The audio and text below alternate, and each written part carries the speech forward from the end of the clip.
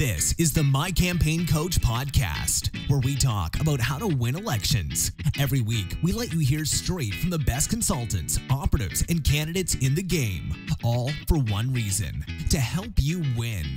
For more information about how we can help you win, visit mycampaigncoach.com. Now, here's your host, Raj Schaefer. Welcome to the How to Run for Office podcast from My Campaign Coach. Thank you to Campaign Sidekick for supporting us in this podcast.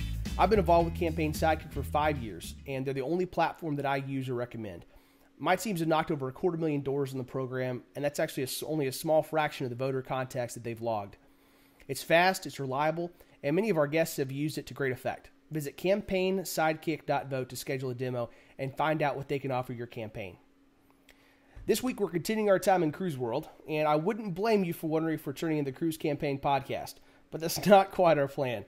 The fact is that I've spent years in the trenches with these guys and have seen up close and personally how good they are at what they do, and they've just been kind enough to come on here and share some of their experiences with us. Jon McClellan is a proud Baylor Bear and an alumni of a long list of successful races here in Texas. He's worked in the Capitol for Governor Perry, and 7 years ago he was brought on as the number 4 hire to the Ted Cruz for Senate campaign. Following Cruz's election to the United States Senate, Jon served as a statewide outreach director and later as a regional political director on Ted's presidential campaign. Today, he's the director of outreach for Public Blueprint, where he helps craft and deploy creative strategies in the arena of public and government affairs, as well as grassroots organizing and digital advocacy. Jon lives in Sugar Land, Texas, with his bride Sarah and beautiful daughter Mary Beth. Mr. McClellan, welcome. Thank you, Raz. Happy to be here. It's a pleasure, man. It's always good to talk to you. And especially when we get to talk about Senator Cruz and the fun that we had over the last 7 years. I cannot believe it's been that long. It hurt to write that. We're getting old, Raz. We're getting old. Oh my gosh! Wow. Yeah, it's been a fast-paced 7 years. You know, I've got to spend a lot of it closely working together, and at least even when I was doing PAC stuff, you were doing campaign stuff. At least we were working on the same cause. So we worked closely for a long time. We couldn't talk though, but we knew that we were both supporting the good cause. That's right. We were bound in spirit. That's for sure. Let's talk out a little bit before that. Go back a bit longer than 7 years ago, and kind of tell a little bit about your story and how you got interested in politics, hooked on it, and how it became a profession for you. Yeah. So I grew up in Houston and Sugar Land, Texas, where my wife and I now live down in Fort Bend County, which is a pretty politically active and engaged area on the Republican conservative side. And so in high school, I was always, watching the news, watching current events, and knew I was interested in politics. And my dad really convinced me to try to get some real world experience in high school to see if that was something I wanted to major in college when I went to Baylor. And so my senior year of high school, I interned for my local mayor, Mayor David Wallace of Sugar Land, Texas, on his reelection campaign. And he was running unopposed, so of course he won. And that's my favorite kind of race. Yeah, it was the best kind of race. That was the first race I ever worked on. And I thought it was the coolest thing ever. Like, hey, my first internship, my first race, we won. Now, granted, the guy was unopposed, but at the time, I didn't really know how big of a deal that was. 100% win rate, baby. Yeah, 100% win rate going into college. So that was pretty good. So on that race, I helped out his campaign manager, who I think was his only, paid staff, with finance. I remember, filing and scanning a whole bunch of checks and making some phone calls and helping them with some communications work and yard signs, of course, too, and bumper stickers and all the fun ground game stuff. And so, I kind of got the bug then and realized, hey, this is really fun. I should look into doing this in college. And went to Baylor University and did a bunch of internships and majored in political science there. One of the more fun things I did while interning at Baylor was working for Van Taylor. At the time, Van was a congressional candidate in a targeted race running against Chet Edwards, who finally was knocked off a couple years later by Bill Flores. But at the time, that was one of the top 5 hottest congressional races in the country, getting national attention. We had Dick Cheney come in for events. We did fundraisers with Bush and Cheney and a whole bunch of national figures. So it gave me a really great experience working on the ground, doing grassroots organizing, outreach, block walking, phone banking, and just basically helping run a local grassroots office, working with volunteers and getting them engaged. So that was a lot of fun, and seeing how a congressional campaign can get a lot of national attention, and seeing all the big money that was being spent, the advertising, the mail, and just learning a little bit more about the professional work that goes into a campaign, not just the pizza, the beer, and the block walking and phone banking. So that was a lot of fun, and I also worked for our local county party, the McLennan County Republican Party there in Waco, Texas. We had a great county chairman, M.A. Taylor, who was a longtime county chairman there in McLennan County, and him and his wife Virginia kind of took me under their wing and taught me how you can organize a local county party and what the ins and outs of that means. And they also, for the first time, I ever read the Republican Party of Texas and the National Republican Party platform. One of my first days on the job, they sat me down with 2 thick binders and said, "You say you're a Republican. Well, here's the platform. Why don't you read the darn thing and then come back and talk to me and make sure you're still a Republican after you read these things?" And I had never actually sat down and read the Republican Party of Texas platform or the platform of our national party. So that was a unique experience for me, seeing how long and interesting some of our platform documents are. And then, what a nerd. And then using that experience later on in life now when we are trying to influence what the national platform says or what the state platform says, it's unique that I first learned about that all the way back in Baylor when I was probably a sophomore or junior at Baylor University, not knowing what a platform was, what it meant, and why it was important to the grassroots, activists across the state. When I was at Baylor University, some of my friends were involved in politics as well, and they got hooked up with the Governor Mike Huckabee's presidential campaign during the 2008 cycle in the Republican primary. And so 2 of my friends, Vincent Harris and Jordan Powell, who are both still active in politics today, were up in Arkansas working for Governor Huckabee. And I basically called them and said, "Hey, tell your employers that your friend from Baylor is driving up. He'll be here tomorrow and put in the work." And so I literally showed up at their headquarters in Arkansas, some guy from Texas that had just been in the car for 2 days in a row. And they put me to work in Arkansas for a couple of weeks and realized that I had half a brain and 2 legs and 2 arms. And so they then put me in a car and I drove myself all the way up to Iowa. And it was me and 3 or 4 people living in some tiny, really run-down apartment complex in the middle of Des Moines, Iowa. I was sleeping on air mattresses working for Governor Huckabee's presidential campaign back in 2008. And if you all remember, we had the Huckaboom or the Huckabee boom in the Iowa presidential primary, and Iowa is key to Republican politics in a presidential year. And so I got my first taste of a real world, hands-on presidential campaign working for Governor Huckabee in 2008 in Iowa. I was up there for the summer, for a couple of months during the summer, went back to Baylor to do the semester at Baylor, and then went back up over Christmas break for a week or 2 to help him out right before the Iowa caucuses. One of the great experiences of that summer was doing the Iowa straw poll.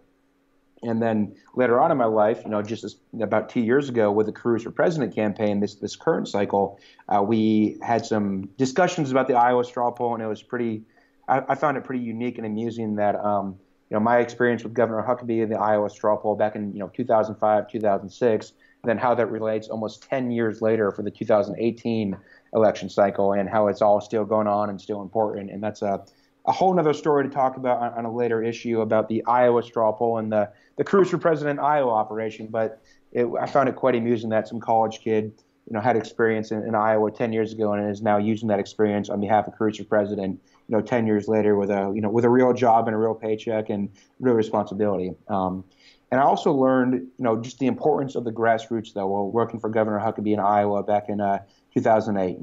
Huckabee was a underfunded, candidate, did not have the national establishment behind him, did not have the media or the money behind him, but he was a real folksy guy. He could really relate well, and he could really speak well to the grassroots base, especially a evangelical conservative base that Iowa has. And so I traveled with him all across the state and saw him hold ice cream socials with 5 or 10 people all across the state. And in some towns in Iowa, 5 or 10 people is a really big crowd if you're a Republican politician.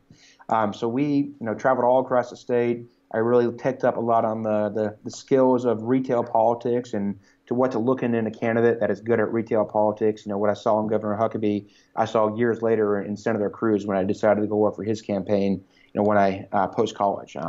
So anyone out here listening that is looking to get some great volunteer experience in them, I highly encourage them to call up a presidential campaign, tell them you're showing up the next day at their headquarters, prove your worth to them, and they'll ship you off to Iowa or New Hampshire or South Carolina. And there's no better political process or political experience than experiencing a tier 1 presidential campaign on the ground in an early primary state like Iowa. It's a priceless experience, especially for a good old boy from Texas who, had seen snow early on in his childhood, but had been out of the snow and cold weather for about 15 years. It was quite a shocker to be walking around in my cowboy boots and a suit, freezing my butt off up there in Iowa. But it was well worth it. You bring up a really good point, and it's a common theme through many of our guests on here. It's that you're coming from a background where you're policy outcome focused, so you're looking at principles and the things that these men and women stand for that you're fighting for. That's what you're looking to first, not their viability, not where they're from, not whether they're male or female. It's that they want to fight for conservative principles. And so that's a fundamental issue for you as far as how you look at campaigns. And second is that you put in a lot of work early, not just through your internships, in high school, but through college. And it was something where you spent a lot of time offering to do whatever would help the campaign. And that's something where maybe it's just part of this millennial thing.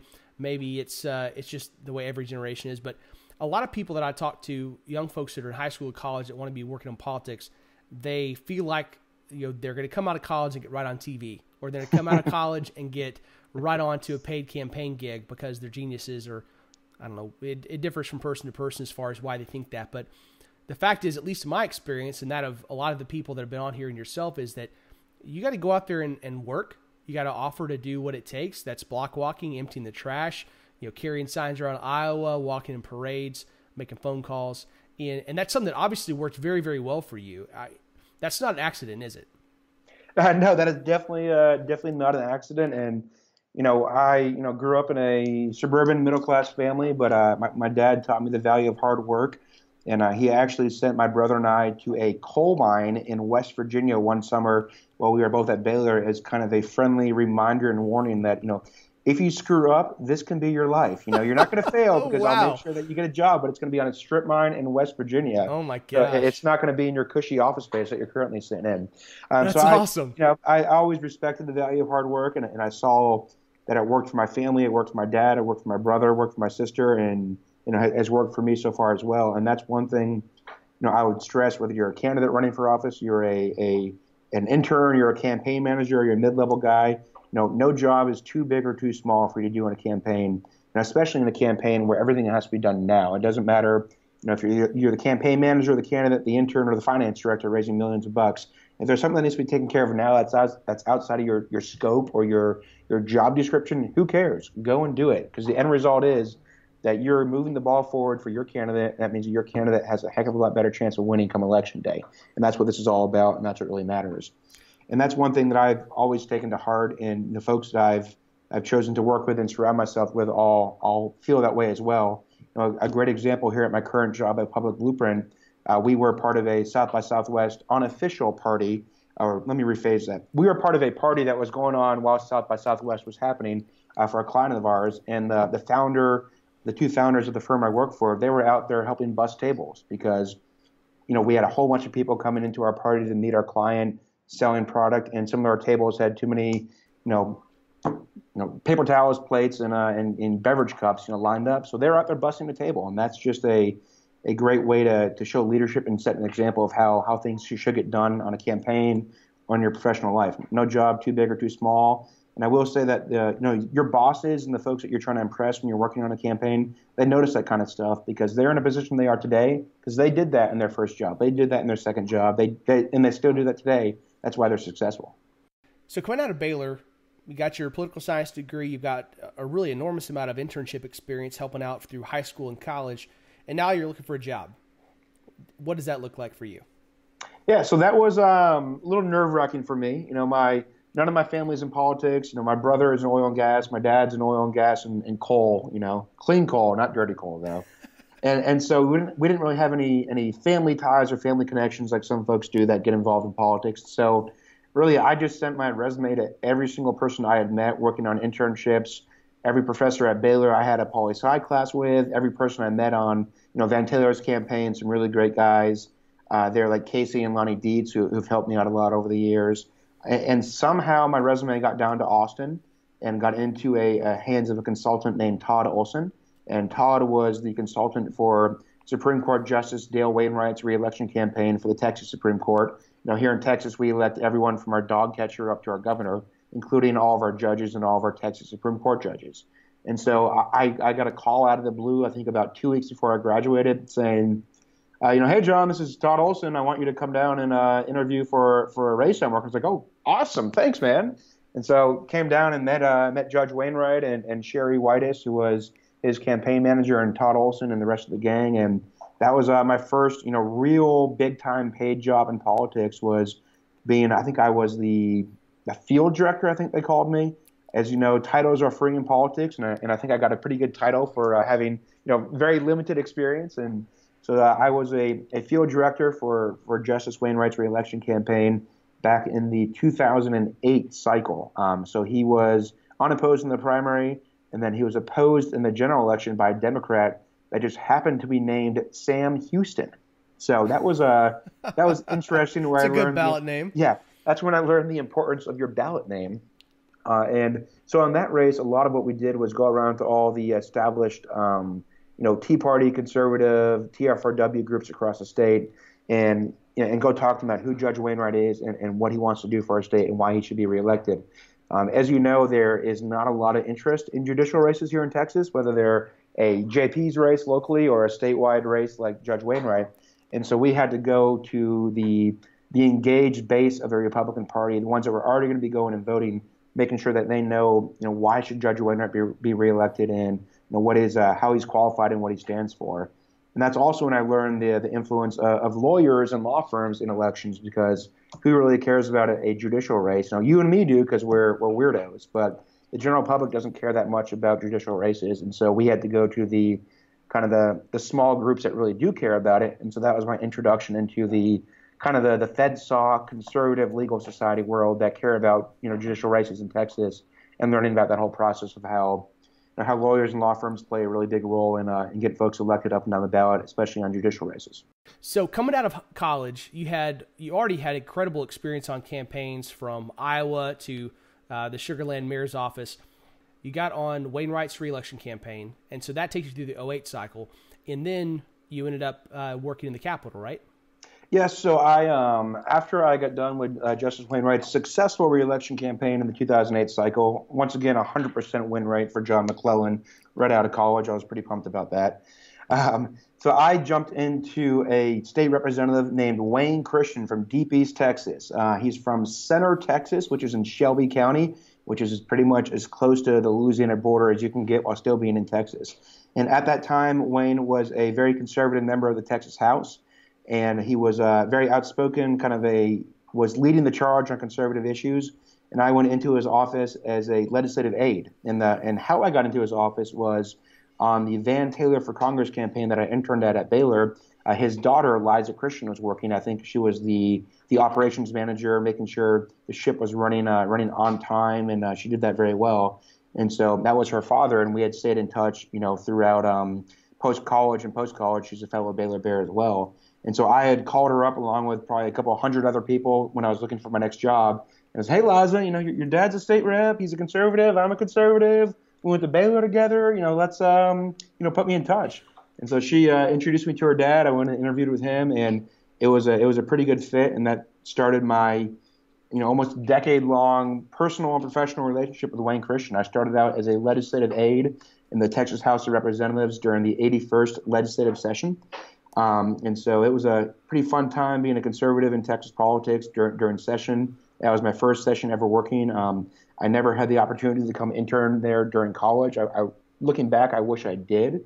So I'd encourage anyone out there that's in school right now, if you have a chance to go work, whether it's an internship or an entry-level job in the Texas legislature, go do it. It's awesome. Great experience. You're drinking from a fire hose for 5 months straight, but it's one of the best experiences of your life, and you get a ton of free food. So you'll put on the freshman 15 or the Texas Ledge 15 as well, as I unfortunately know. So I started with Wayne, though, as his legislative director, and then shortly into the session, we had a little bit of a staff shakeup, which tends to happen in offices when session gets going and everyone is trying to fill out their new roles and figure out how they can be most helpful to to their representative.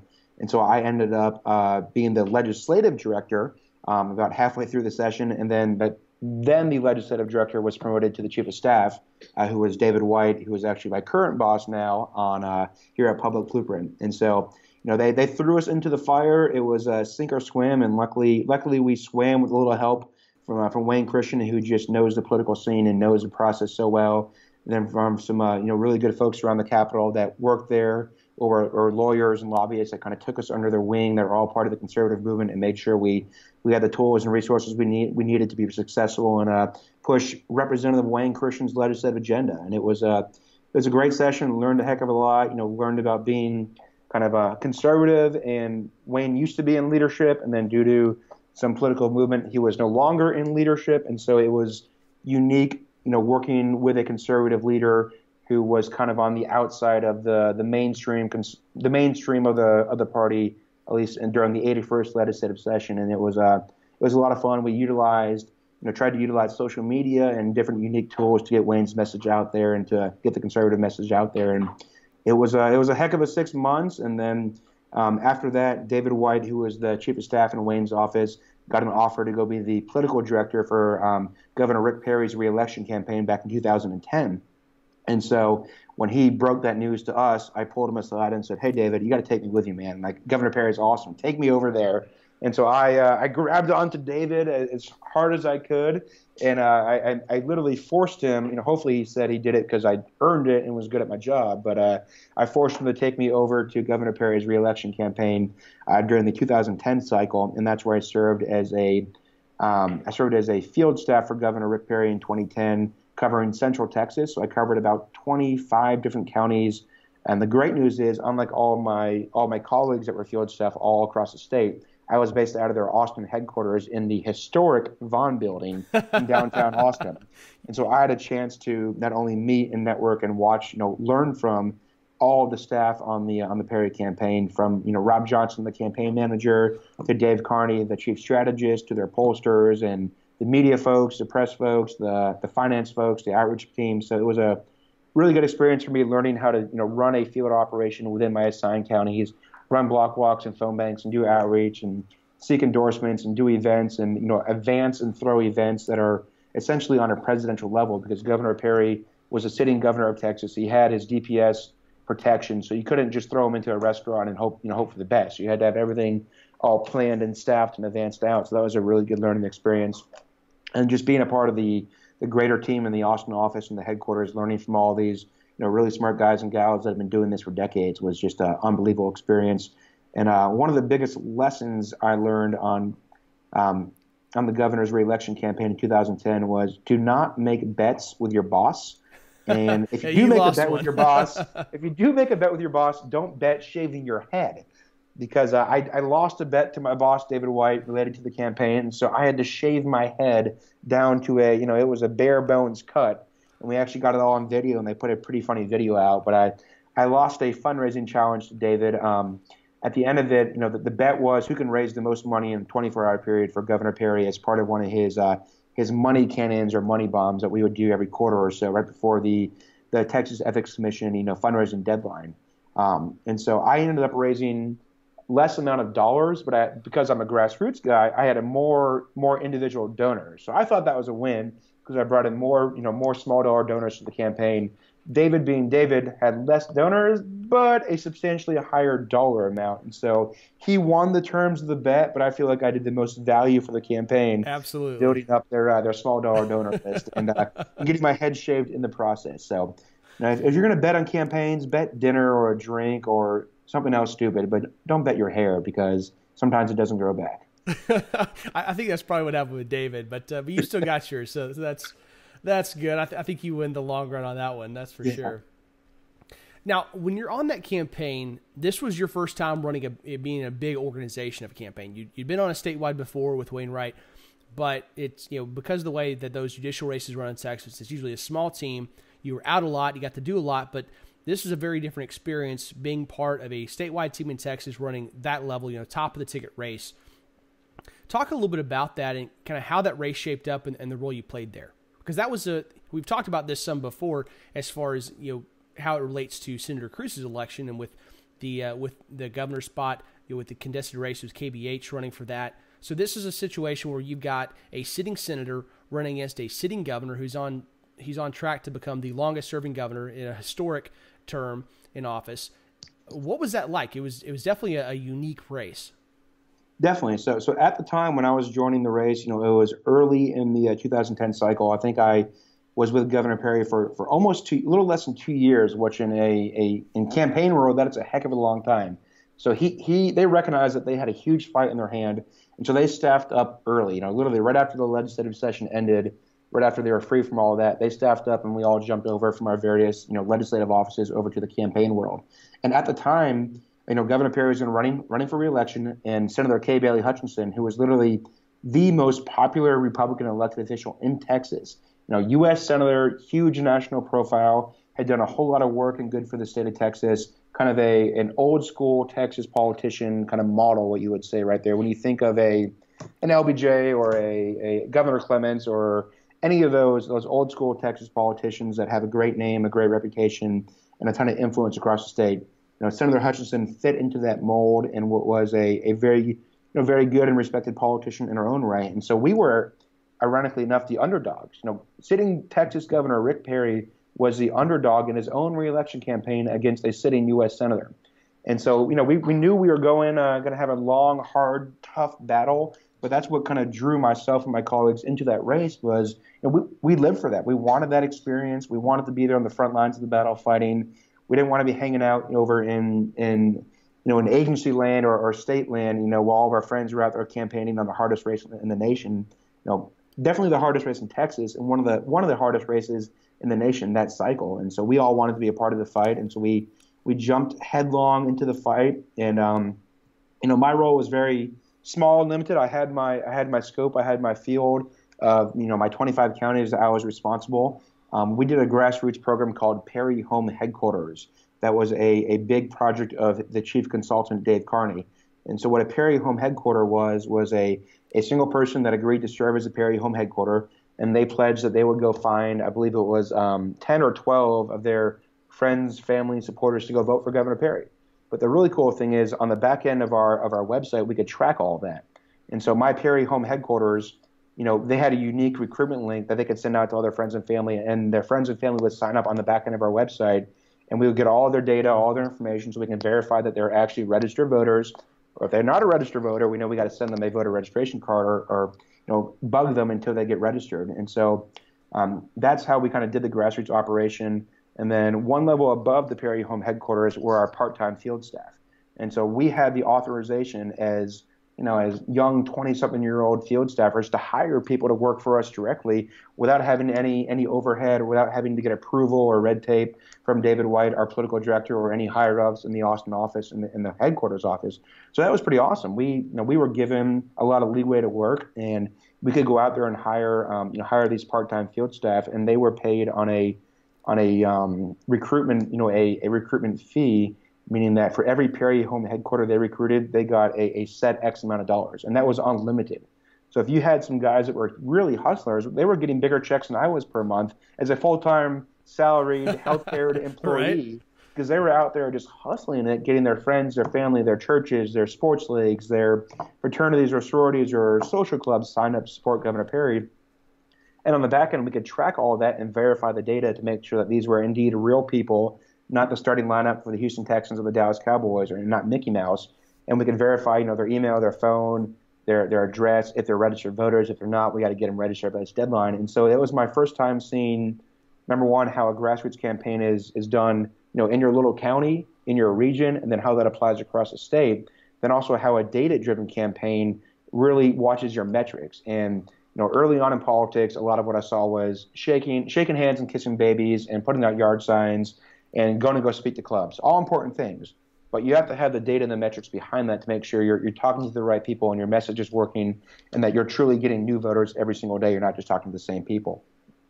And so we had daily, weekly, monthly, and quarterly goals that as a field staffer we had to hit in our region. So it was a really it was a little cutthroat, right? If we didn't hit our metrics, we knew before we signed on to the campaign that if we didn't hit our metrics over a certain amount of period of time, we would be let go. And we joined the campaign knowing that, and we had 10 field staff positions that were filled. There were 5 of us that lasted the whole campaign from day one all the way through the general election day. And I don't know if I should say this or not, but we jokingly behind the scenes call ourselves the Dream Team, because we survived that very long and tough election cycle. And every month, every week, every quarter, every day, hit our recruitment goals of Perry home headquarters and of actual voters to go vote for Governor Perry. In the end, it was successful. In the primary election, we defeated Senator Hutchinson, and it was very successful in the general election as well when we defeated the former Houston mayor, Bill White, who was a pretty formidable Democrat opponent as well. That was one of my first races back here in Texas, because I graduated in 2009, was back here, and one of the first races that I got to watch up close and personal, with knowing you and knowing some of those other guys on the campaign with David and others. And it taught me a whole lot, because as far as statewide races here in Texas, because there hadn't been a whole lot of contests there at the top of the ticket, we hadn't seen a whole lot of examples of how data and social media and a lot of these new tools that were evolving were going to be used. And the way you guys really deployed those with Johnson and Carney and David and yourself and y'all's team, you really did such a fantastic job. And I think that paved the way really well for the work that you did when you came around to Cruz's campaign. I think that probably laid a lot of groundwork, and I taught you a lot of stuff that did you very well in those roles. It definitely did, and one thing I forgot to mention with Governor Perry that is very similar to Senator Cruz. They are both retail politicians, just like Governor Huckabee back in Iowa in 2008. I mean, these guys know how to work a crowd, they know how to speak to a crowd, and they know how to relate to somebody one-on-one. And so, whether I was working for Huckabee, Perry, or then candidate Ted Cruz, we knew if we could get them in front of a crowd of 5 people or 5,000 people, the vast majority of those people will walk out of that room voting for our boss, voting for a guy, giving them money, and volunteering for them on a grassroots level. And so it was our job to create those opportunities to get a chance to talk to a group of interested voters. And so, with the lessons learned all the way going back from high school, I learned that working for a unopposed race is always the best. And throughout college and throughout my first couple of paid jobs here in Austin, working in Texas politics, all of that led to me being hired on really early onto Ted Cruz's U.S. Senate campaign. When he was a long shot nobody that no one had ever heard of before, running against the sitting lieutenant governor of Texas and a couple other really powerful Texas politicians that had a wide basis. And so I think you just did an interview with John Drogan, who was the campaign manager of Ted Cruz for U.S. Senate. And so I had known Drogan through working in Texas politics. We'd never working together, but we'd always working in the same circle and kind of casually knew each other. And so one day when I was actually back in Representative Wayne Christian's office for the 82nd legislative session, I was his chief of staff then. I got a Facebook message near the end of session from Drogan, in typical Drogan fashion, not like small talking or BS and catching up. Hey, good to see you. It was just straight up. Do you know someone who would be a good fit for a political director for Ted Cruz? I was like, oh, interesting. So I replied back, yes. Me. And that's how I got my job as being the political director for Ted Cruz for U.S. Senate in 2012, which was pretty ironic. But so after that, Jurgen and I exchanged messages. We got together and met and talked about it. I had a really awkward informal interview with Ted Cruz at the time. It was still during the legislative session, and in typical House staffer fashion. Every Friday, we all wore wacky ties because that's what all the cool kids in the Texas Capitol were doing. So I had on some really nasty Jerry Garcia tie that was pink and purple. I got it as a Christmas or birthday gift from my Aunt Pam, who lives in New York, who's a little bit wild and crazy. She's definitely fills in on the Democrat side of the McClellan family. So she sent me this tie. I don't know if it was a gag gift or just she thought my style was too boring. I need to brighten it up a little bit. So I'm wearing this tie, having a good laugh out of it. And then suddenly I got a call from Drogan like, hey, man, Ted's in town for work. Can you pick us up and drive us to the airport, get a chance to meet him and have an informal talk? Like, oh, shoot. And so I had to I went and picked up Ted Cruz in my car that I ended up driving him all across the state in that exact same car, just a couple months later. But had a good informal conversation with him and apparently got him and Drogan's blessing despite my terrible, god-awful, ugly pink and purple Jerry Garcia tie that my Aunt Pam from New York gave me, and somehow it worked out.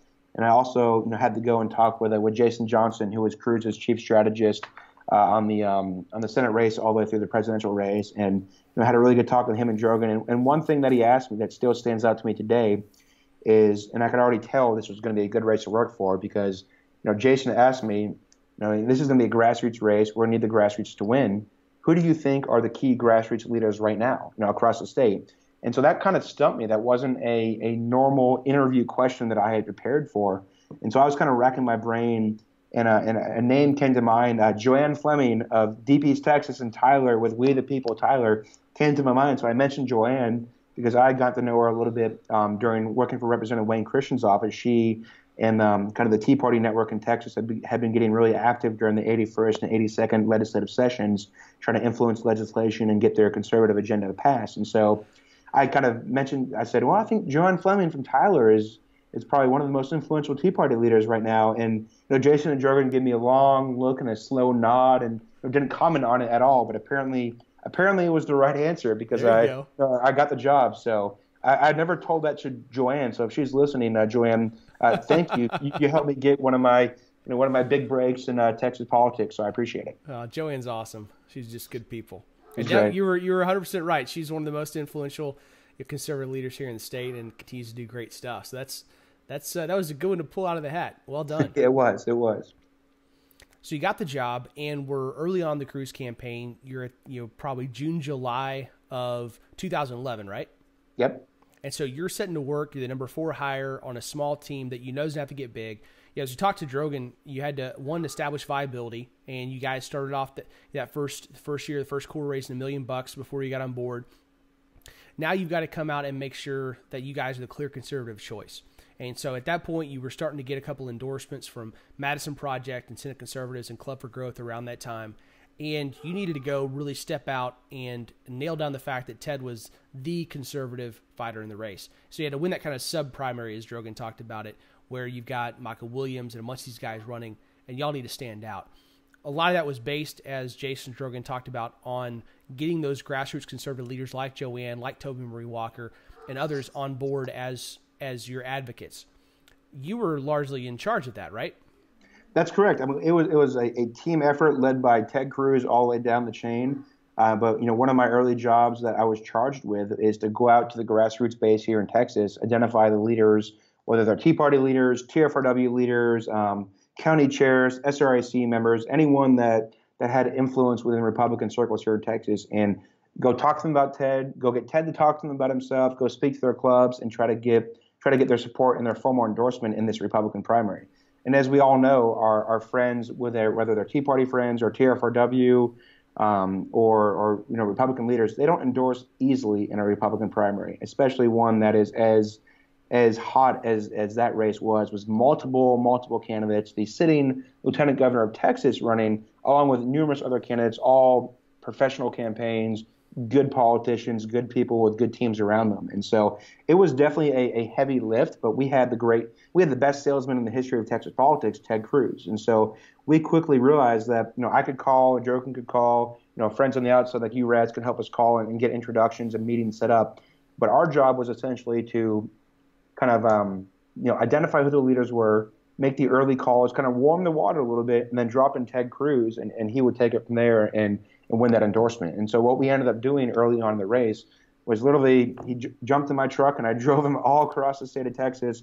I'm talking not just the Texas Triangle of Dallas, Houston, and San Antonio, but to East Texas, to South Texas, Central Texas, Panhandle, Northeast Texas, Hill Country. We drove literally anywhere where there was a group of 5 people or more that would meet us. And so we had meetings, in IHOP in Dallas with 5 or 6 Tea Party leaders until 2 a.m. And then I had to drive, Ted back to Austin or back to Houston that night after that.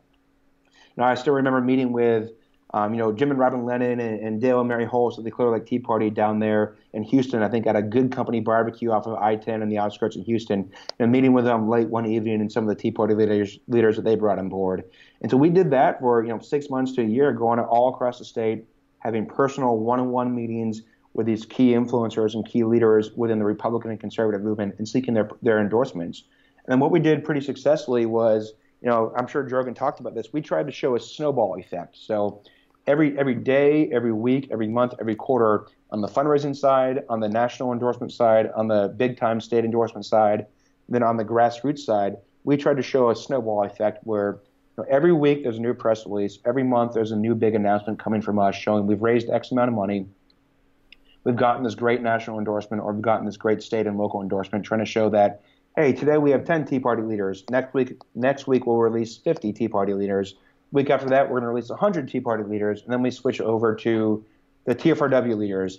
Texas Federation of Republican Women is one of the most powerful political organizations in Texas, I would say in the country. They put in so many campaign hours across the state for candidates up and down the ballot. And TFRW, as a statewide and local organization, cannot and does not endorse in a Republican primary.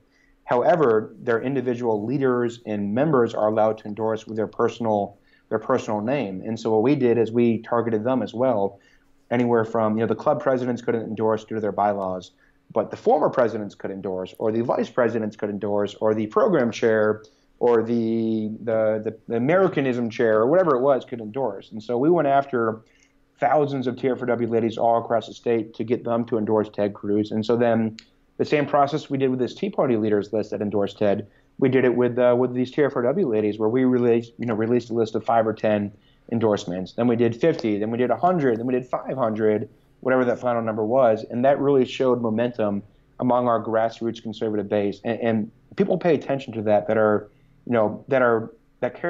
care about politics enough to look at Ted Cruz and the other candidates running early on in that Republican primary and figure out who is the conservative candidate, who's getting the conservative endorsements, and who is truly being the grassroots candidate. And we did the hard work very early on in that race to do that, where we proved ourselves that we are the grassroots candidate and we are the conservative candidate. And we owned that, we proved it, and it turned out to be successful. But it was a heck of a lot of work early on and throughout the whole campaign. But there's no other way that we could win that race, and there's no other way that we would run that race with Ted Cruz, because that is truly who Ted Cruz is. He may be a policy wonk, he may be wicked smart, but he is a conservative grassroots activist. And so we used that to our advantage and dominated the conservative base, and we definitely won that so-called sub-primary, where we were able to push everyone else out of the primary, and we were the conservative candidate that was challenging Lieutenant Governor David Dewhurst, sitting Lieutenant Governor of Texas, who then we were framing as the anti-grassroots candidate. I think you raise a really good point, and that is how well your candidate's personality has to fit your campaign style. And I've seen a lot of people do this wrong, and obviously both Rick Perry, Wayne Christian, and Ted Cruz all did this very right. They made sure, and part of this is how well you know your consultant and your strategist, so they can help you craft a strategy that fits you. But they did a remarkably good job across the board of building their campaign style around their personality, something that fit and was very natural for them. Definitely. We played to Ted Cruz's strength, and, Jason Johnson and John Drogan led a great campaign and utilized his talents, Ted Cruz's talents, his personal skills and speaking ability, and his ability to connect one-on-one with people. And we recognized that early on. And so we used that to our advantage, and we were going up against a candidate that respectfully did not always connect with the grassroots very well and did not always come across speaking as engaged as he truly is in a more private or personal setting. And so we used that to our advantage, and we ran with it, and we tried to define our opposing candidates, mainly with Lieutenant Governor David Dewhurst as not a grassroots candidate, not a fan of the grassroots, and scared, ducking the grassroots. We actually had a whole digital and grassroots campaign built around ducking Dewhurst. One of the things early on that we found out was happening was our Tea Party friends were doing straw polls and candidate forums all across the state, in the big cities and the small little towns. And we were going along with 5 or 6 other lesser candidates that didn't have the organization and the infrastructure and the fundraising and the skills that Senator Cruz did, but they were still viable candidates on the grassroots level. And so we were going around all across the state to all these grassroots forums, participating in these candidate forums and winning all these straw polls, which once again we realized early on that's a great setting for Ted Cruz to be up on a stage talking, being able to compare Ted Cruz, the candidate, to these other, couple candidates, talking on stage about the issues, about what they believe in, where they come from, and why they want to be our next U.S. Senator. And then the biggest thing also that helped us out was that David Dewhurst, our primary competitor, barely went to these events at all. So it was a great compare and contrast of Ted Cruz, the conservative grassroots candidate, going to all these grassroots forums and winning them, beating David Dewhurst in every single Republican straw poll that was held across the state of Texas. We beat David Dewhurst in every single one of them, from a Tea Party groups that might have leaned our way a little bit to more TFRW clubs or Republican clubs that might have been a little bit more favorable towards the sitting Lieutenant Governor of Texas. But we worked on turnout. We got to be the best in the business at straw poll turnout across the state, whether it was in Dallas or Houston or San Angelo. We knew how to motivate our people, get them out there and win those suckers. And most importantly, rather than winning the straw polls is great because it fed into the narrative of Ted being the conservative candidate and us, the grassroots rallying and choosing behind Cruz. But also, what was really important is at these forums, there are anywhere from 20 to 50 to a couple hundred people that were engaged activists from across the Republican Party, Big Tent platform. And so we got to go and put Ted Cruz in front of all of them and speak to them, and then we'd be working the room, getting signups and recruiting people left and right. And so it was a great opportunity to get Ted's message out all across the state in a relatively free way. It only cost us staff hours and gas money and fast food to get him there, so we didn't have to pay to do this or anything like that. So it was a great use of our resources, to get Ted and his message out all across the state.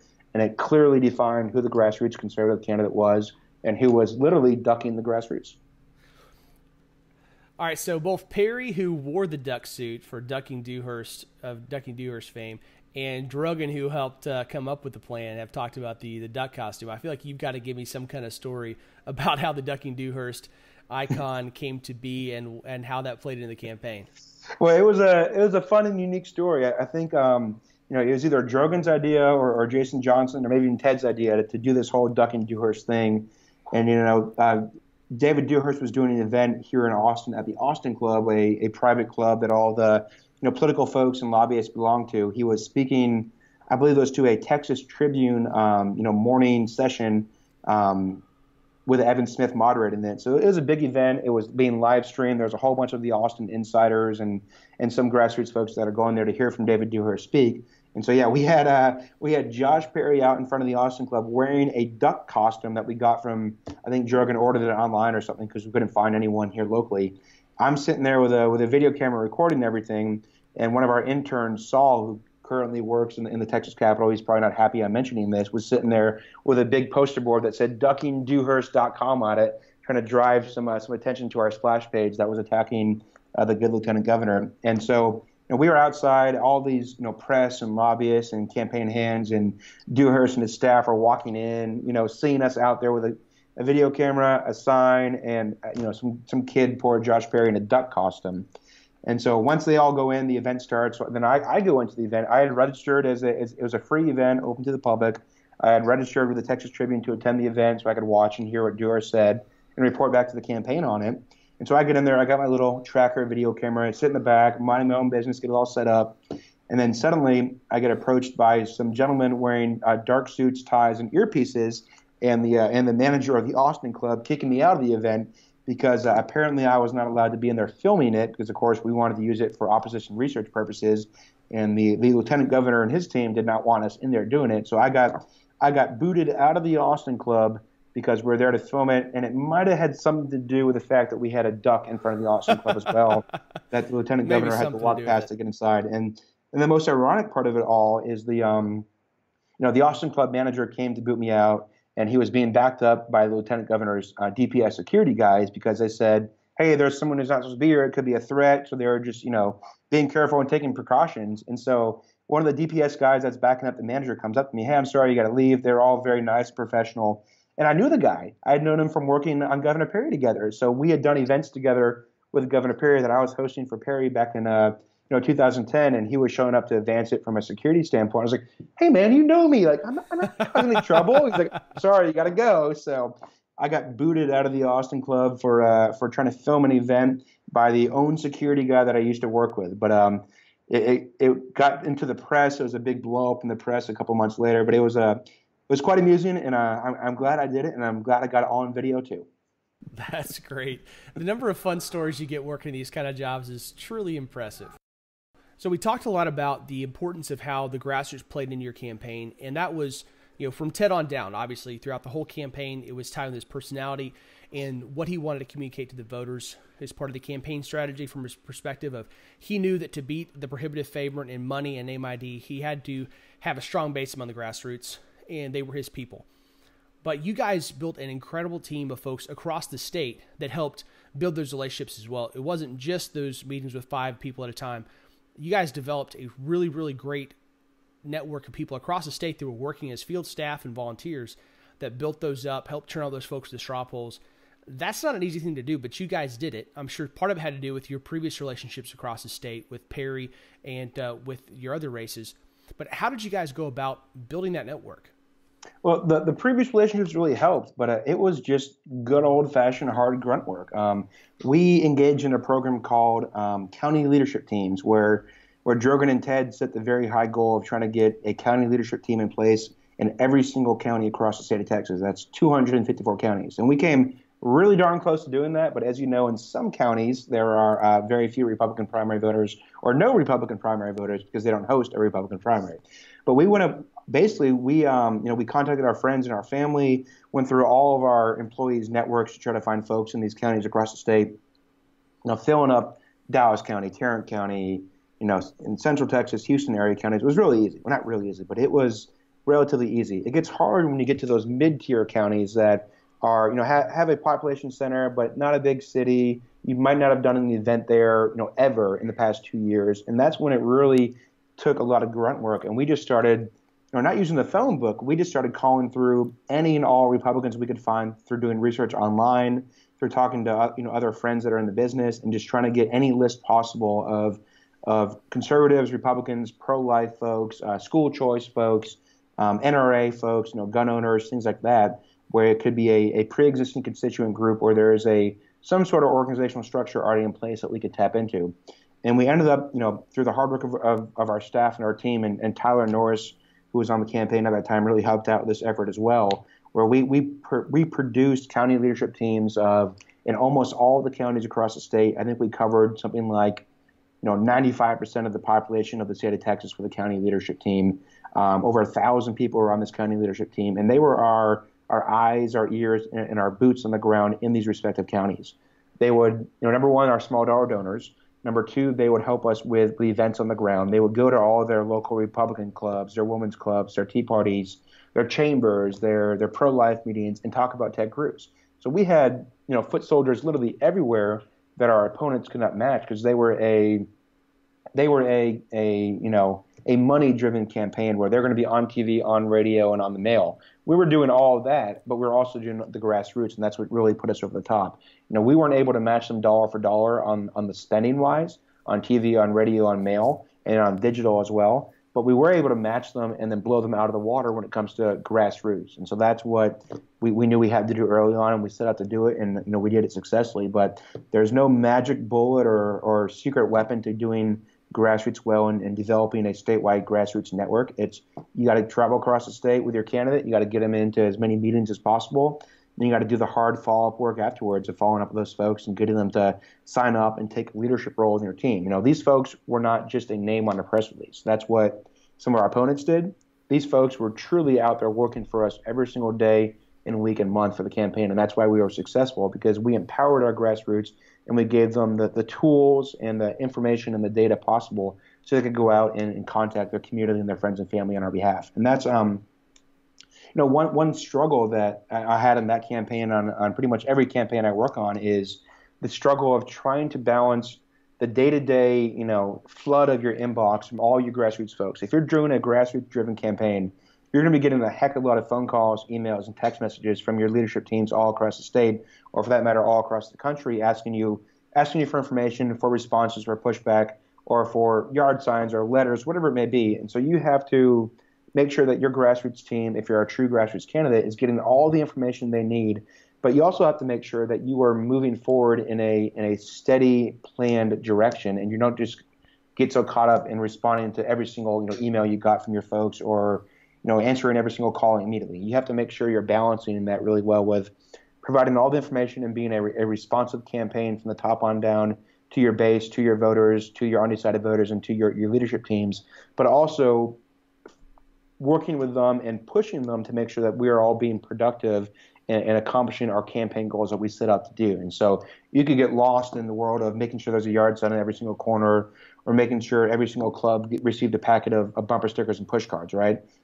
Is that going to win you an election in the long term? It's not going to win that election for you in the long term. So you have to make sure you're balancing the needs of the grassroots also with the needs of your candidate and your campaign and using your time, your resources, and your funds wisely. And so So that's one of the most difficult things that I found was just managing your time correctly, managing your staff's time correctly, and managing your candidate's time correctly of being a grassroots candidate and being responsive to every single voter, every single contact that your campaign got, and making sure every single person that reached out got a response from you and got, within reason, got the information or the materials they're requesting.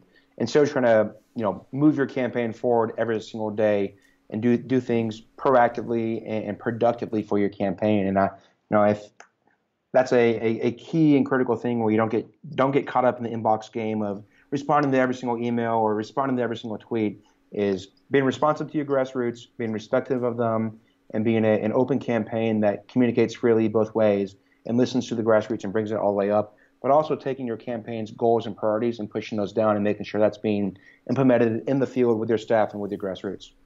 And that's a very, very difficult balance to find. I mean, when you have that many grassroots leaders, all of which you know personally, many of which, if not all of which, know Ted personally because of the time he spent in the field, you build a relationship and they want to help. And a lot of these folks are incredibly active and incredibly passionate, and you can't always give them everything they want, but you have to work really hard to make sure they always feel that you appreciate them, that you value them, and that you're on the same team. That kind of cohesion is really critical. And you guys did a remarkable job of that, because when you don't have all the money and you can't give them all the bumper stickers and yard signs and the swag that they would like, you can't give them everything, even as far as information or as far as much as Ted's time or your time. There's a lot of resource allocation when you got 254 counties and all these different folks that you got to balance, and that's tough. I mean, how did you guys really work that? Well, we invested heavily in our grassroots staff, full-time paid staff on the campaign. We had a big finance team and we had a big political and grassroots team. And so we made it a priority early on from the campaign that we wanted to be the most responsive campaign out there and the most grassroots campaign. And so it was our priority that Ted Cruz said at the top, that Jason Johnson and John Drogan said at the top, and that we said all within our respective roles, where, if the grassroots need something, if they're asking for information, if they say, hey, we got some good advice for you guys, you're not listening to us, we're going to sit down and listen to them and not just smile and nod. We're going to take notes and we're going to pass it along to Ted. Or even better, we give them the opportunity to do that in person next time we're in town. And so, we just made that decision early on that we were going to respect the grassroots and follow their lead. And if you want to be the grassroots candidate, you got to do those sorts of things. You can't do it halfway, because as we know, our friends in the grassroots, they are very smart. They see things happening, and this is not their first rodeo. So if we had tried to pretend we're being the grassroots candidate, they would have seen right through that, and we would not be looking at Senator Ted Cruz today. Well, and that's something that serves you very well, and those relationships are still ongoing. I mean, in your time as Ted's outreach director on the state level, being one of the guys that I reported to, those relationships that you built, that I had, that our different RDs had across the state, that was a huge asset to us in terms of us getting our message out, but also having direct lines in across the state on the Senate side to know how well we were serving these groups across the state. Definitely. And so that was one thing that was very unique about Senator Cruz's federal office. After the campaign ended, a lot of us that were either working for the campaign or were part of our grassroots leadership team in various roles, like yourself, moved over into Cruz's official federal office, representing Senator Cruz within their regions here in the state of Texas. And then also a lot of the guys and gals went up to D.C. to be our policy hands up in D.C. And so we had our staff, number one, had a very heavy tie to Texas. And number two, a very heavy tie to the conservative grassroots base in Texas, where our grassroots leaders knew, or our elected officials knew, hey, we can call Jon McClellan or John Drogan and get an answer out of them. Or even better, they can call Ted Cruz or our chief of staff in Washington, D.C. and get an answer out of them as well. And so that was one thing that we did. We were a very open and transparent office on the federal side, and that office still operates that way today, with trying to go out among the grassroots and making sure that they know and we're communicating to them what Senator Cruz's priorities are, what he's doing as a U.S. Senator for you today. And just as importantly, I would say more importantly, we were talking to the same grassroots leaders that got us elected and really helped us out.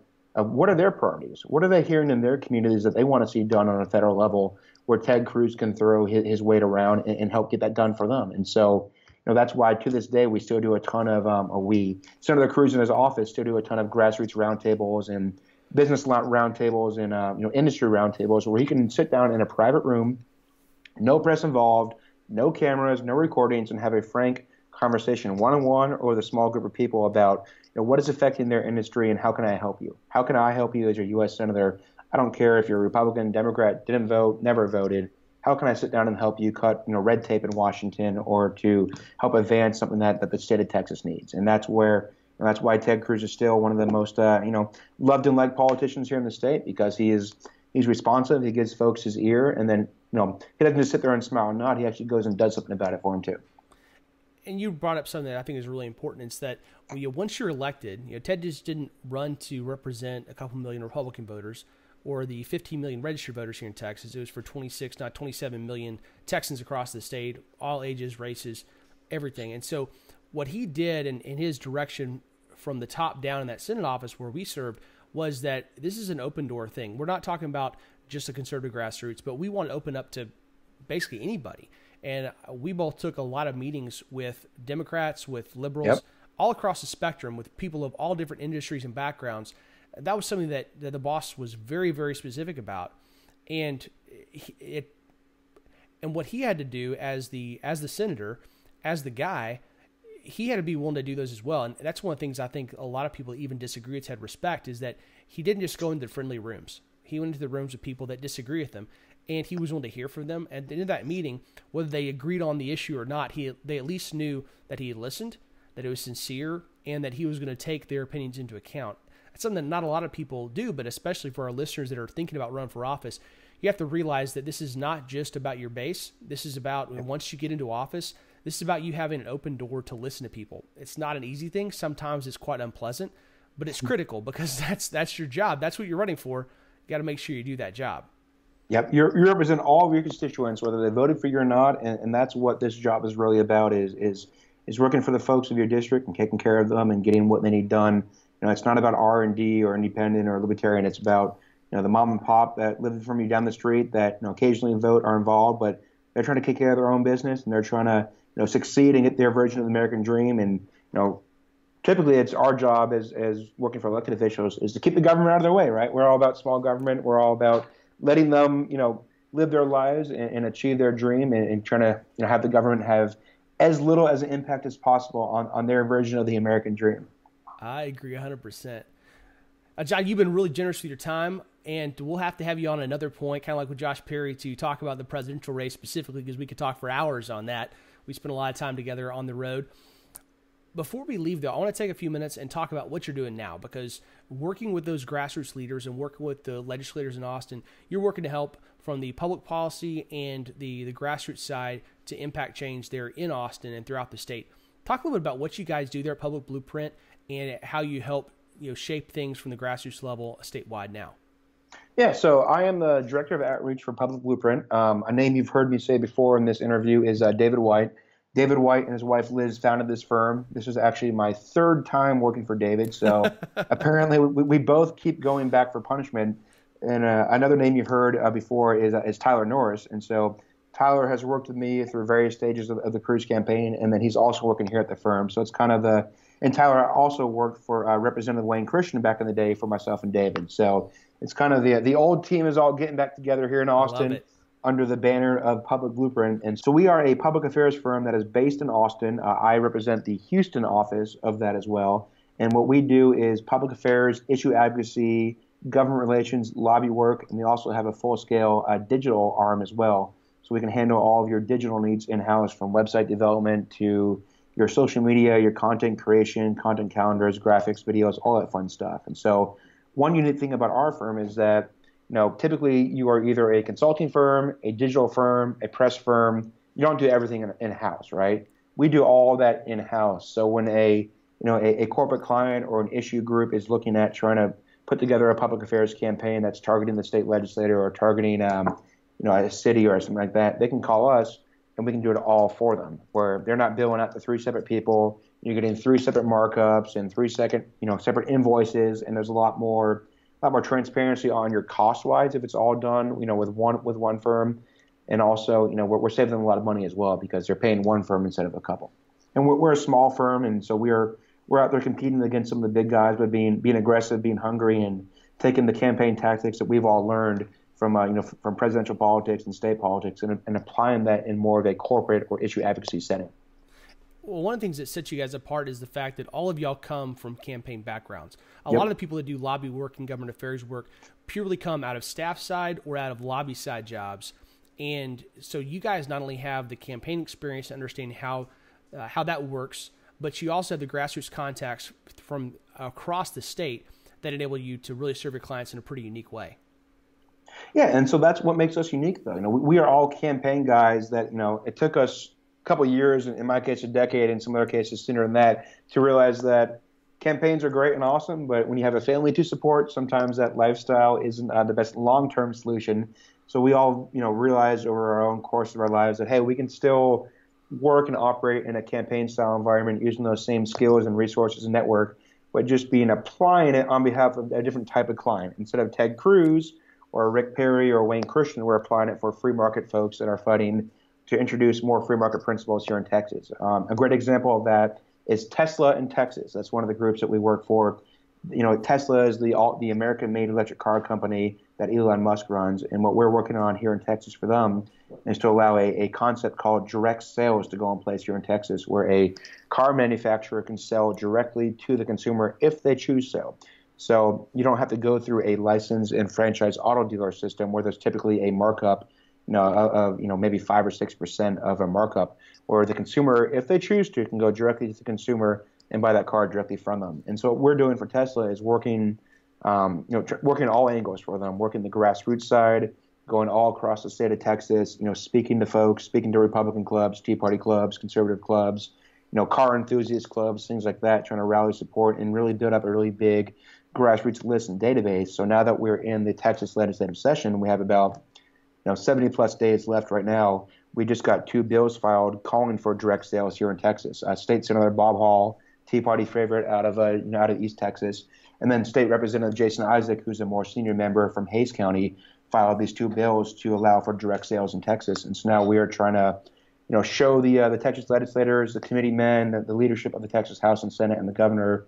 There are Texans all across the state that support this, and a lot of them happen to be, good conservative Republican primary goers that they will be seeing at their next town hall or at their next election. And a great example of a value add that we can provide is, with Tesla in Texas, not only have we been speaking across the state, but we also are working, the Republican Party of Texas process. And at the last state convention, the direct sales platform was added to the official platform of the Republican Party of Texas.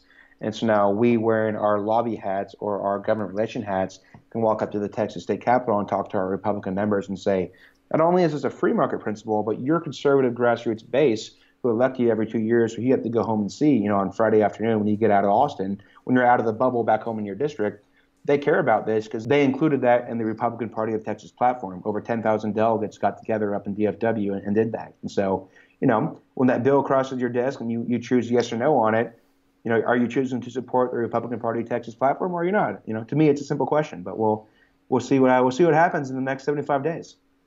I definitely appreciate the fact that one of the consistent threads through your career, through David's career and Liz's, is that you guys are fighting for principle. We talk about that a lot on here because it's something that's very important to me, and that you've chosen to make that a priority, both in the campaigns you chose to work with, the organization you affiliate with, and now the types of clients you try to serve there in Austin. So I definitely appreciate that, and you deserve a lot of kudos for that because plenty of people in our line of work do not make that decision. So thank you for staying true to that, my friend.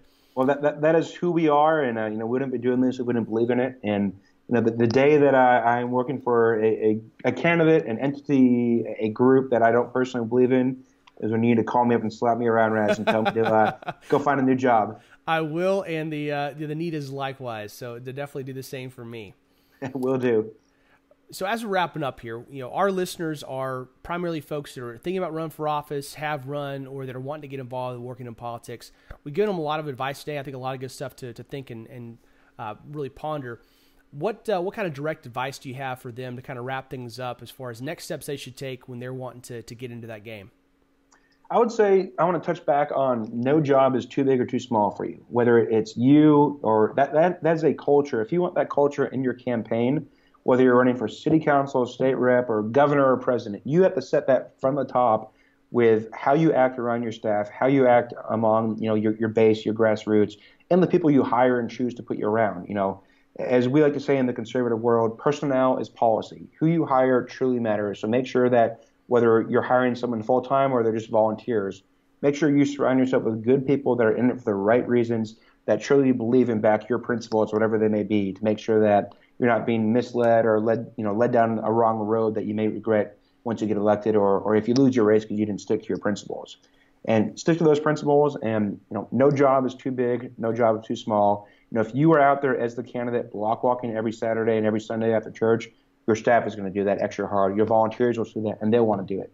One of the first things I learned, interning for Van Taylor in his congressional race back in Waco when I was in Baylor, is we didn't block walk, we block ran.